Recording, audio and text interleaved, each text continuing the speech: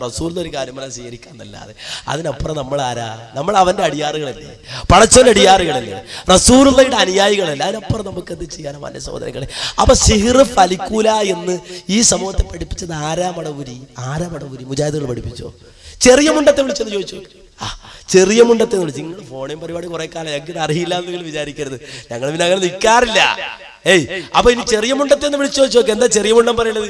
ചെറിയ മുണ്ടം പറയാ ആ ഹദീസ് അങ്ങനെ തള്ളാൻ പറ്റൂല. എന്താ ഇതെന്താ ഹദീസ് അല്ലാതൊക്കെ പറഞ്ഞ അത്ര ചെറിയ കാര്യമാണോ എന്നാണ് ചെറിയ മുണ്ടം ചോദിക്കണത്. കേട്ടോളൂ. പിന്നെ അതുപോലെ ഈ ബുഹാരിയിലെ ഖുർആൻ നബി സല്ലല്ലാഹു അലൈഹി വസല്ലമയ്ക്ക് സിഹർ ബാധിച്ചു എന്ന ഹദീസ് ഖുർആന് വിരുദ്ധമാണെന്ന് പറയുന്നുണ്ടല്ലോ. ഇതിനെ കുറിച്ച് എന്താണ് ഉസ്താദ്? എനിക്ക് ഉറപ്പിച്ച് പറയാൻ കഴിയില്ല. അപ്പോഴത് ആ സിഹർ നബിക്ക് സിഹർ ബാധിച്ച ഹദീസ് നമുക്ക് തള്ളിക്കളയാൻ കഴിയുമോ? ഹദീസ് തള്ളുക എന്നൊക്കെ പറയുന്നത് അങ്ങനെ ഒരു ഉൾക്കമട്ടിൽ ചെയ്യാവുന്ന കാര്യമല്ല. കാരണം ഹദീസുകളെ സംബന്ധിച്ച് അതിന്റെ വ്യവസ്ഥകളും ചിട്ടകളും ഒക്കെ ഉണ്ട്. അപ്പോ പൂർവ്വകാല പണ്ഡിതന്മാര് പല മാനദണ്ഡങ്ങളും വെച്ചിട്ടാണ് ഹദീസുകൾ രേഖപ്പെടുത്തിയിട്ടുള്ളത്. അപ്പൊ അതുകൊണ്ട് നമുക്ക് പെട്ടെന്ന് എന്തെങ്കിലും തോന്നുന്നതിന്റെ അടിസ്ഥാനത്തിൽ ഹദീസ് സ്വീകാര്യമല്ല എന്നൊക്കെ പറയാൻ എനിക്ക് പ്രയാസമുണ്ട്. അങ്ങനെ പറയാൻ ധൈര്യമുള്ളവർ പറഞ്ഞു നടന്നോട്ടെ. പിന്നെ പക്ഷേ ഇപ്പോഴീ കുറെ ആൾക്കാര് പറയുന്നുണ്ട് ഇതുപോലെ നബി ഇപ്പൊ കുറെ ആൾക്കാരെ നബി സല്ലല്ലാഹു അലൈഹി വസല്ലമയ്ക്ക് സിഹർ ബാധിച്ചു എന്ന് പറഞ്ഞ ബുഹാരിയിലെ ഹദീസ് അത് കള്ള ഹദീസാണ്, അത് വ്യാജമാണ്, അത് ഖുർആന് വിരുദ്ധമാണ്. പക്ഷെ നിങ്ങൾ തള്ളിക്കളയുന്നു പറഞ്ഞ പല ആൾക്കാരും തള്ളിക്കളയും. ഖുർആനിലെ സിഹർ എന്ന വാക്ക് പല അർത്ഥത്തിലും പ്രയോഗിച്ചിട്ടുണ്ട്. ഈ സിഹർ എന്ന വാക്കിന് മാരണം എന്നും ആഭിചാരം എന്നും മന്ത്രവാദം എന്നും ജാലവിദ്യ എന്നൊക്കെ പല അർത്ഥമുണ്ട്. എന്തിനേറെ വശീകരണക്ഷമതയുള്ള ഒരു വാക്കിനെ പറ്റി പോലും മുഹമ്മദ് നബി അൽ സിഹറാണെന്ന് പറഞ്ഞിട്ടുണ്ട്. പിന്നെ ബയാനിലെ സിഹർ എന്ന് പറഞ്ഞിട്ടുണ്ട്. ഈ വളരെ സാഹിത്യ സമ്പന്നമായ ഒരു വാക്ക്, അതിൽ സിഹർ ഉണ്ട് പറഞ്ഞു. അപ്പൊ സിഹർ എന്ന വാക്ക് ഏതൊക്കെ അർത്ഥത്തിനാണ് പ്രയോഗിച്ചിട്ടുള്ളതെന്ന് പറയാൻ പറ്റില്ല. ഈ ഹദീസിലും പ്രയോഗിച്ച് കൃത്യമായ ഏത് അർത്ഥത്തിനാണെന്ന് എനിക്കറിയില്ല. കാരണം താൽക്കാലികമായ ചില ആശയക്കുഴപ്പങ്ങൾ നബിക്ക് ഉണ്ടായി മാത്രമേ പറഞ്ഞിട്ടുള്ളൂ. അതിന്റെ അപ്പുറത്ത് നബിക്ക് പരിക്ക് പറ്റിയെന്നോ നബിക്ക് രോഗം ബാധിച്ചെന്നോ എന്തെങ്കിലും അപകടം സംഭവിച്ചെന്നതിൽ പറഞ്ഞിട്ടില്ല.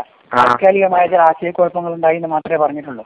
ആ തരത്തിലുള്ള ആശയക്കുഴപ്പങ്ങൾ മൂസാ നബിക്ക് ഉണ്ടായി ഖുർആനിലും പറഞ്ഞിട്ടുണ്ട്.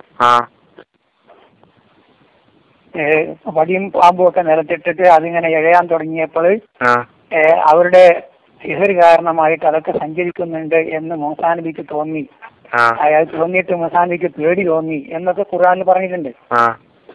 അപ്പം ഈ ആശയക്കുഴപ്പം ആരുടെയെങ്കിലും മാന്ത്രിക വിദ്യ കൊണ്ടോ മറ്റോ ആശയക്കുഴപ്പം ഉണ്ടാവുക എന്നുള്ള കാര്യം അത് സാധാരണ മനുഷ്യന്മാർക്കും ഉണ്ടാകാം, പ്രവാചകന്മാർക്കും ഉണ്ടാവാന്നാണ് ഖുർആനിൽ തന്നെ മനസ്സിലാകുന്നത്. അപ്പൊ അങ്ങനെയൊക്കെ ഉണ്ടായിരിക്കും. ബുഖാരിയിലെ ഒരു ഹദീസിനെ പറ്റി കള്ള ഹദീസാണെന്നൊക്കെ ഒരു പറ്റിയടിക്കുന്നത് പറയാൻ പ്രയാസമുണ്ട്. ഖുർആൻ വിരുദ്ധാന്ന് ഇവര് പറയാ. അത് ഖുർആനൊന്നും വിരുദ്ധമല്ല എന്ന് ചെറിയ മുണ്ടം തെളിവുദ്ധരിച്ച് പറയാ. ആ പറയുന്ന ഭാഗമാണ്, അത് കൃത്യമായിട്ട് കേൾക്കാം.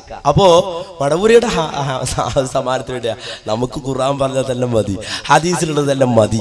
പിന്നെ മടവൂരിയൊക്കെ പിന്നെ അതൊന്നും പറ്റാത്തതുകൊണ്ട് ജാതി കുറച്ച് കേൾപ്പിക്കണമെന്ന് മാത്രം. ഇതൊക്കെ ആയിരുന്നാലും ഇപ്പൊ ഒരു പുതിയ ഹദീസ് ആർക്ക് കിട്ടി? നമ്മുടെ മൊല്ലാക്ക പുതിയ ഹദീസായിട്ട് ഇറങ്ങിയിട്ടുണ്ട്. എന്താ ഹദീസ് എന്നറിയോ? എന്താ പറയണെങ്കിൽ അദ്ദേഹം പറയാം, കേട്ടോളൂ. അദ്ദേഹം പറയാണ് ഒരു പുതിയ ഹദീസ് അദ്ദേഹത്തിന് കിട്ടിയിട്ടുണ്ട്.